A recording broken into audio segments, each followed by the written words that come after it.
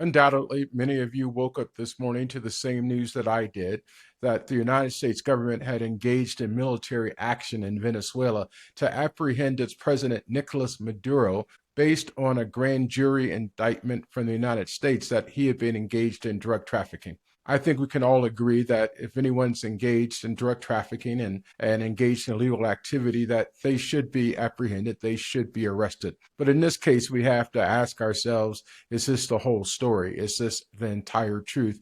And we need to think about whether those of us who call ourselves people of faith, and in particular, those of us who call our Christians, is this something that we can morally provide theological justification for?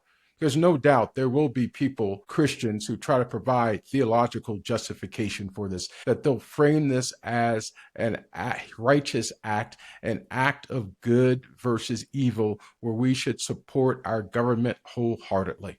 In 1932, the great Christian theologian Reinhold Niebuhr said that in times of great social disruption and upheaval, oftentimes the government will engage in violence and war against the common enemy as an effort to distract from the inequities and social justices that are going on. Perhaps this is what's happening right now. I suspect it is. But I also want us to think about what are the moral justifications for engaging in war, for engaging in violence, state-sanctioned violence. Thankfully, folks like Augustus and Aquinas came up with something called just war theory. And three of the key elements of just war theory is it a just cause? Is it right intent? And is there legal justification for this? Just cause just can't be you don't like someone. And the administration has undermined its own argument for right intent because the president has said time after time again that the oil in Venezuela rightfully belongs to the United States. We've taken over Venezuelan oil tankers,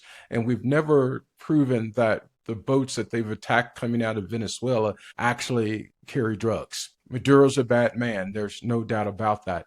But that's not enough to cause our nation to choose violence against a sovereign state. So I can't tell you what to think. I ask for you to think about these questions on your own, because as moral people, as people who claim faith, that's what we have to do.